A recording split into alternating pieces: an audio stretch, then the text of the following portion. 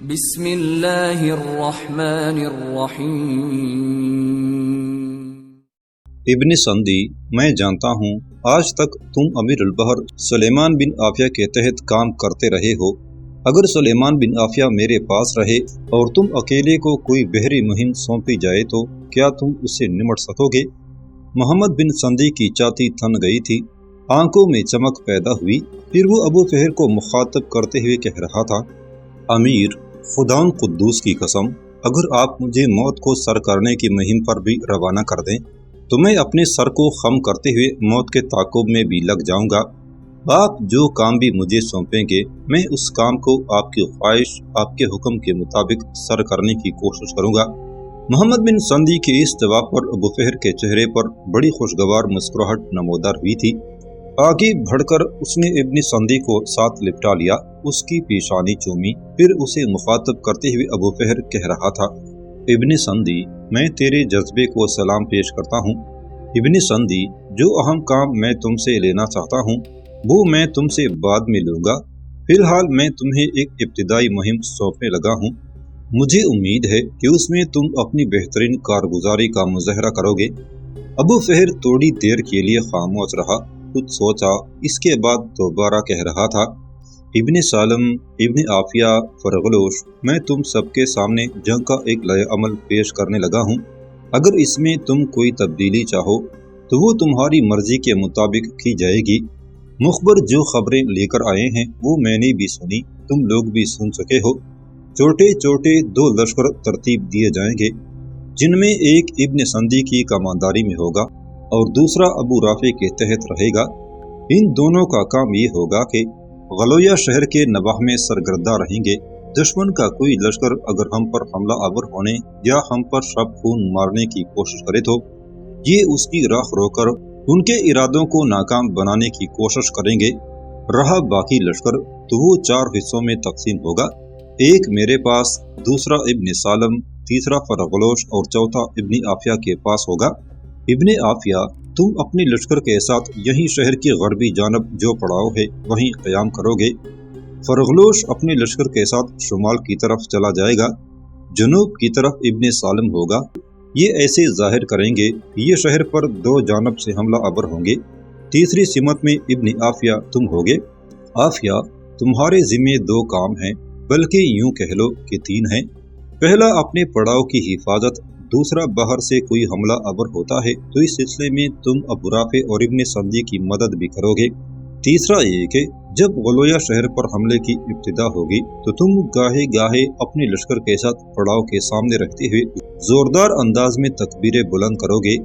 ایسا کرنے کا مقصد یہ ہے کہ دشمن پر یہ ظاہر کیا جائے گا اس سمت بھی تم حملہ آور ہونے والے ہو، لہٰذا وہ اپنی قوت کو بانٹ کر رکھے گا۔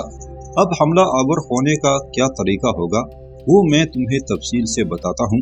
جیسا کہ میں بتا چکا ہوں، فرغلوش شمال میں اور ابن سالم جنوب میں ہوگا۔ میں ایک لمبا کعبہ کاٹتے ہوئے شہر کے شرقی جانب چلا جاؤں گا، گات میں بیٹھا رہوں گا۔ شہر پر حملے کی ابتدا شمال کی طرف سے فرغلوش اور جنوب کی طرف سے ابن سالم کریں گے۔ مغرب کی طرف سے ابن عافیہ، تم تکبیریں بلند کرتے ہوئے دشمن کو اس غلط فہمی میں مبتلا رکھو گے کہ اس سمت سے بھی حملہ ہونے والا ہے۔ یہ ساری کارروائی مغرب کی نماز کے کچھ دیر بعد کی جائے گی۔ جہاں تک میرا اور میرے حصے کا تعلق ہے تو جب فرغلوش اور ابن سالم دشمن کو اپنے ساتھ خوب مصروف کر چکے ہوں گے تب میں حرکت میں آؤں گا۔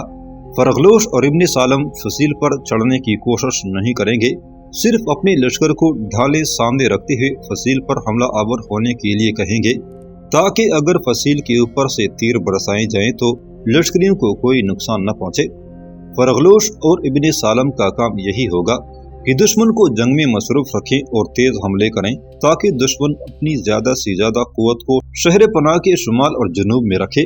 سلیمان بن عافیہ، جب تم مغرب کی طرف سے بار بار تکبیریں بلند کرو گے تو دشمن کو خطرہ ہوگا کہ دشمن مغرب کی طرف سے بھی حملہ آور ہو سکتے ہیں، لہٰذا وہ اپنے لشکر کی اچھی خاصی تعداد شہر پناہ کے غربی حصے کی طرف متعین کرے گا تاکہ اس سمت سے اگر حملہ ہو تو روکا جا سکے۔ جب میں دیکھوں گا کہ تم تینوں نے دشمن کو خوب مصروف کر لیا ہے تو گات سے نکلوں گا، شرقی حصے کی طرف آؤں گا रस्सों की सीढ़ियों से शहर पनाह पर चढ़कर मैं ऊपर दिफा करने वाले लश्कर का सफाया करने की कोशिश करूंगा और शुमाल की तरफ बढ़ने की कोशिश करूंगा। ऐसा करने के बाद मेरा सबसे बड़ा काम ये होगा कि नीचे उतरकर शहर पनाह का शुमाली दरवाजा खोल दूंगा। जब मैं ऐसा कर चुकूं तो फरगलोश अपने हिस्से के लश्कर के साथ शहर पनाह में दाखिल हो जाएगा। जब ऐसा हो जाएगा तो याद रखना, दुश्मन अपनी सारी कुव्वत और ताकत को शहर पनाह से नीचे मुंतकिल कर देगा। इब्ने सालम, तुम रस्सों की सीढ़ियों की मदद से शहर पनाह पर चढ़ जाना और जुनूब की तरफ से शहर में दाखिल होने की कोशिश करना। इस तरह जब हम दो मुख्तलिफ सिमतों से दुश्मन पर दबाव डालेंगे तो शहर के अंदर दुश्मन हमारा मुकाबला नहीं कर सकेगा। अगर करेगा भी तो बहुत जल्द उसे हमारे सामने हथियार डालने होंगे। ये तो शहर पर हमला आवर होने का तरीकाकार है। इब्ने आफिया मेरे भाई, दुश्मन के साथ मेरी फरगलोश इब्ने सालम की जंग कितनी भी तूल हो जाए, तुमने अपना पड़ाव नहीं छोड़ना, अपने हिस्से के साथ यहीं रहना है। इब्ने राफे और मोहम्मद बिन संदी, तुम दोनों भी हालात ख्वाह कैसी भी हों, रात की गहरी तारीकी में शहर के अतराफ में चक्कर लगाते रहोगे ताकि दुश्मन का कोई भी गिरोह हमारे पड़ाव या हमारी लश्करगाह पर शब खून मारने में कामयाब न हो सके। मुझे उम्मीद है कि सूरज तुलू होने से पहले पहले हम शहर से दुश्मन का सफाया कर देंगे और शहर पर मुकम्मल कब्जा कर लेंगे। तुम सब मेरी एक और बात भी गौर से सुनना। मैं शहर में ज्यादा देर तक कयाम नहीं करना चाहता, इसलिए कि और बहुत सी कुव्वतें हम पर हमला आवर होने के लिए उमड़ रहे हैं। उनमें मसीना का रोमो जनरल आंद्रो भी है, उनमें जनूबी इटली की रियासत लम्बार्ड का हुक्मरान सबकार्डस भी है। ये भेड़िया इटली की दूसरी रियासतों के हाकिमों को अपने साथ मिलाकर हम पर हमला आवर होते हुए रोमनों की मदद करेगा। बहरहाल जो भी कुव्वतें सिकलिया में हमसे टकराने के लिए आएंगी, मुझे उम्मीद है मुंह की खाएंगी। रहा सवाल जनूबी इटली की रियासत नेपल्स का, तो मुझे बड़ी बेचैनी है, इंतजार रहेगा कि उसका कोई नुमाइंदा हमारे पास आए और हमसे ये मुआहदा करे कि सिकलिया में रोमनों के खिलाफ वो हमारी मदद करेंगे और इटली में अगर रोमन उस पर हमला आवर होते हैं या उसका खरीफ सेकार्डस उस पर हमला आवर होने की कोशिश करता है तो उसके मुकाबले में हम उसकी बरवकत और खूब मदद करेंगे। इस तरह जनूबी इटली में हमें एक अच्छा और पुरखलूस खलीफ मिल जाएगा। ऐसा मैं इसलिए कर रहा हूँ कि जो जो कुव्वतें रोमनों की मदद के लिए हम पर हमला आवर होंगी, अपनी ताकत और कुव्वत को सिकलिया में मुजतमे करने के बाद मैं उन कुव्वतों के खिलाफ भी हरकत में आऊँगा और उन्हें इस गुस्ताखी की सजा जरूर दूंगा। बहरहाल गलोया के बाद मेरा सबसे बड़ा हदफ बलरम होगा। बलरम को फतह करना हमारे लिए बड़ा मुश्किल होगा, इसलिए कि इतनी देर तक ये सारी कुव्वतें जिनका मैं जिक्र कर चुका हूँ सिकलिया पहुंचकर हमसे टकराने की कोशिश करेंगी। लिहाजा मैं उनकी आमद से पहले ही पहले गलोया पर कब्जा करके बलरम का रुख कर लेना चाहता हूँ। अबू फहर की इस तजवीज से सारे सालारों ने इत्तेफाक किया। पहले सबने घूम फिर कर लश्कर और पड़ाव का जायजा लिया, फिर वो अपने खैमों की तरफ चले गए थे। हर शय को शहर तक इज़्तिराब में डालते हुए सूरज गुरूब हो गया था। अबू फहर गहरी होती रात की तारीकी में अपने पड़ाव से निकलकर शहर के इर्द गिर्द एक लंबा चक्कर काटते हुए मशरक की तरफ बढ़ा था। सूरज गुरूब होने से पहले ही पहले अपने अपने हिस्से के लश्कर के साथ फरगलोश और मोहम्मद बिन सालम शहर के शुमाल और जनूब में पड़ाव कर चुके थे और दुश्मन समझ चुका था कि मुसलमान शहर के शुमाल और जनूबी हिस्सों के अलावा मगरब की तरफ से भी हमला आवर होंगे, इसलिए कि मगरब की सिमत से सुलेमान बिन आफिया ने अपने हिस्से के लश्कर को मुस्तैद कर दिया था। ताहम मशरकी हिस्सा अभी तक खाली था, जिस पर हमला करने के लिए गहरे सन्नाटों और घनी तारीकियों में अबू फहर अपने हिस्से के लश्कर के साथ आगे बढ़ रहा था। शहर के शर्की जानब अपनी गात में जाने के बाद अबू फहर के लश्कर से जलते हुए परों का एक तीर फिजा में उठा था। बस उस तीर का दिखाई देना था कि बेक वक्त मोहम्मद बिन सालम और फरगलोश की लश्करी में खुदावंद के नाम की तकबीरें बुलंद हुई थी। एक साथ थोड़ी देर तक तकबीरें बुलंद करने के साथ फरगलोश और मोहम्मद बिन सालम ने काम की इब्तिदा कर दी। फिर वो शहर के शुमाली और जनूबी हिस्से पर हमला आवर हो गए थे। मोहम्मद बिन सालम और फरगलोश के हमलों के साथ ही साथ मगरब की जानब सुलेमान बिन आफिया ने भी तकबीरें बुलंद करना शुरू कर दी थी, जो दुश्मन के लिए ये पैगाम था कि मुसलमान शहर के उस हिस्से से भी हमला आवर होने लगे हैं। इस तरह शहर के अंदर महफूज लश्कर ने शहर पनाह के शुमाल और गरबी हिस्से को पूरी तरह अपनी निगरानी में ले लिया था। तहम मशरक की तरफ से निगाह रखने के लिए फसील के ऊपर इक्का दुक्का या चंद पासबान ही रखे गए थे। इतने में अबू फहर शहर की फसील की तरफ बढ़ा था। शहर की कैफियत उस वक़्त अजीब व गरीब थी। शुमाल और जनूब की तरफ फरगलोश और मोहम्मद बिन सालम बार बार आगे बढ़ते हुए तेज हमले कर रहे थे और उनके हमलों के सामने अपने दिफा को उस्तवार करने के लिए दुश्मन को दुश्वारियों का सामना था। मगरब की सिमत भी दुश्मन मुस्तैद था, इसलिए कि उस सिमत से बार बार सुलेमान बिन आफिया के लश्कर में तकबीरें बुलंद हो रही थी, जो दुश्मन को ये पैगाम दे रही थी कि उस तरफ से भी हमला होने वाला है। जबकि शहर के नवाह में अबू राफे और मोहम्मद बिन संदी अपने अपने हिस्से के लश्कर के साथ बड़ी तेजी से हरकत में आए थे, ताकि पड़ाव के अलावा उनके लश्कर के किसी भी हिस्से पर दुश्मन शब खून न मार सके। शहर की फसील के करीब आकर अबू फहर ने देखा कि शहर की फसील का शर्की हिस्सा बिल्कुल चुप और उदास था। ताहम फसील के ऊपर, बुर्जों के अंदर और बुर्जों के बाहर इक्का दुक्का पासबान इधर उधर टहलते हुए उस सिमत की हिफाजत कर रहे थे। जरा मुनासिब फासले पर जाकर अबू फहर ने अपने लश्कर को रोक दिया। फिर चंद लश्करी जो बेहतरीन तीर अंदाज थे अबू फहर के हुक्म पर जमीन पर लेटते हुए आगे बढ़े, फसील के करीब गए। फिर उन्होंने ऐसी सूरत के साथ और इस कदर तेज तीर अंदाजी की कि बुर्जों के अंदर और बाहर जिस कदर पहरेदार थे उन्हें चलनी करके रख दिया था। इस कार्रवाई के फौरन बाद लश्कर का एक हिस्सा हरकत में आया। रस्सों की सीढ़ियां फसील के ऊपर फेंक दी गईं और उन सीढ़ियों के जरिए अबू फहर और उनके लश्करी बड़ी तेजी से गलूया शहर की फसील पर चढ़ रहे थे। शहर पनाह के शर्की मुहाफिजों के मारे जाने और अबू फहर के अपने लश्करियों के साथ फसील पर चढ़ने की खबरें शहर के शुमाल, जनूब और मगरब तक फैल गई थी और उस सिमतों से लश्करी शहर का दिफा करने के लिए बड़ी तेजी से फसील के शर्की हिस्से की तरफ बढ़ रहे थे। इतनी देर तक अबू फहर फसील के ऊपर अपनी लश्करियों को उस्तवार कर चुका था। फिर वो दाएं बाएं से सामना करने वाले दुश्मनों पर हमला आवर हो गया था। दुश्मन का कत्लेआम करते और उन्हें पीछे धकेलते हुए अबू फहर अपने लश्कर के साथ शहर के शुमाली हिस्से तक जा पहुंचा था। यहाँ एक हिस्सा उसने फसील के ऊपर ही रखा, बाकी हिस्से के साथ नीचे उतरा। शहर पनाह का शुमाली दरवाजा उसने खोल दिया। दरवाजा खुलते ही बंद टूटते सैलाब की तरह फरगलोश अपनी लश्कर के साथ शहर पनाह में दाखिल हो गया और शहर की गली कूचों के अंदर जंग शुरू हो गई। दुश्मन के लश्कर ने जब देखा कि शहर का शुमाली दरवाजा खोल दिया गया है और दुश्मन शहर में दाखिल हो गया है, तो दुश्मन के लश्करी जिस कदर फसील पर थे नीचे उतर आए। इस सूरत हाल में अबू फहर का जो लश्कर फसील के ऊपर था वो भी नीचे उतर आया था। दूसरी जानब मोहम्मद बिन सालम भी अपनी कार्रवाई मुकम्मल कर चुका था। जिस तरह अबू फहर रस्सों की सीढ़ियों से फसील के ऊपर चढ़ा था, इस तरह वो भी रस्सों की सीढ़ियों के जरिए लश्कर के साथ फसील पर चढ़ गया था, इसलिए कि फसील का वो हिस्सा अब पहरेदारों से बिल्कुल खाली हो गया था। फसील पर चढ़ने के बाद मोहम्मद बिन सालम अपने लश्कर के साथ नीचे उतरा। जनूबी दरवाजा भी उसने खोल दिया। इस तरह पूरा लश्कर शहर में दाखिल हो गया।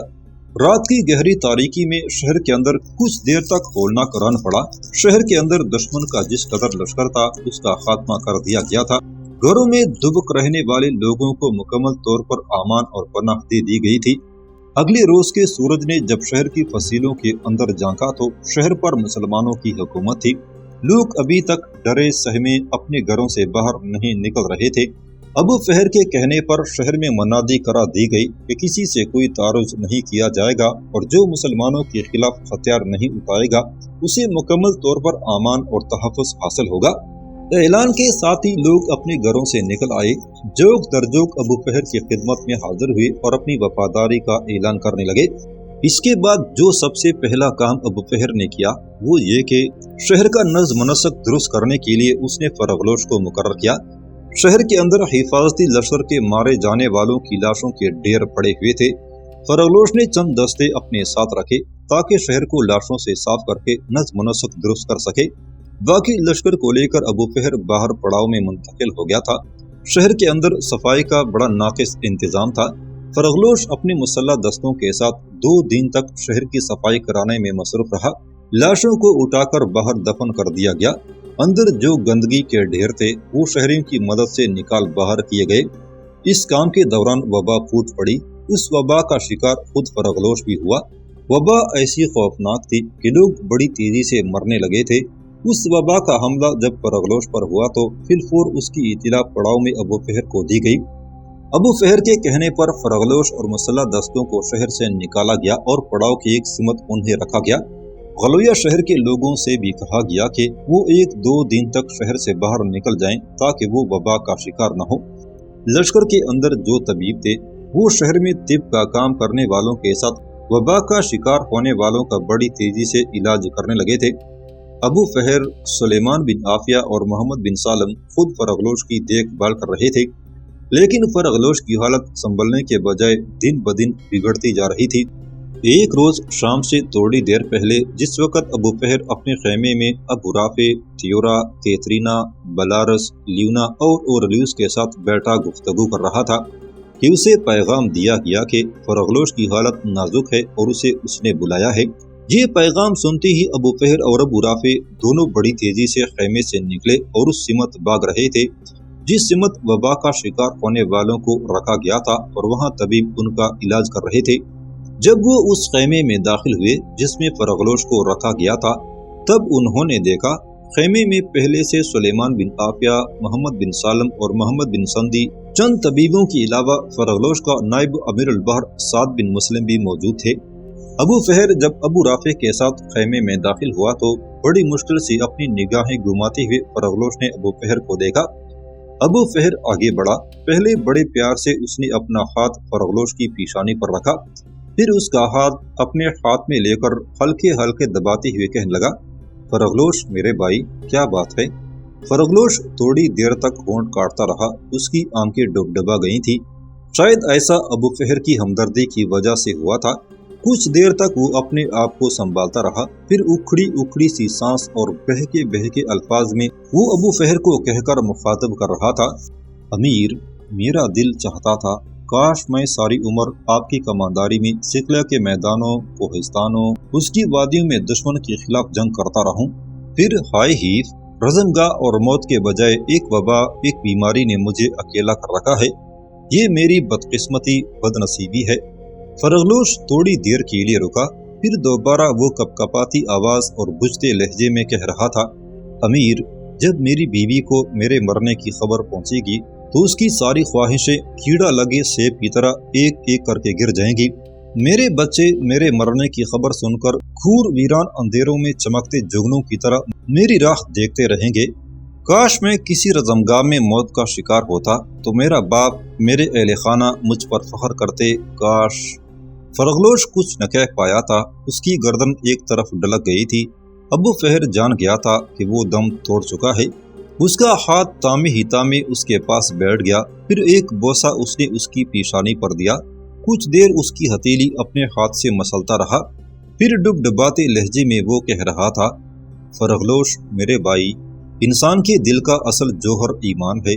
جس طرح شمع کی قسمت میں سحر تک جلنا لکھا ہے، اسی طرح زندگی کی بدلتی شکلیں بھی موت تک اپنی سانسوں کو برقرار رکھتی ہیں۔ ہر کسی کو ایک نہ ایک روز موت کے پیمانوں میں ڈلنا ہوتا ہے۔ فرغلوش کی موت کی خبر آن کی آن میں پورے پڑاؤ میں پھیل گئی تھی۔ اس کے لشکریوں کے علاوہ دیگر لوگ بھی آہوں اور سسکیوں میں ڈوب گئے تھے۔ تھوڑی دیر بعد فرغلوش کو غلویہ شہر کے نواح میں بلند ٹیلوں پر مشتمل ایک قبرستان میں دفن کر دیا گیا تھا۔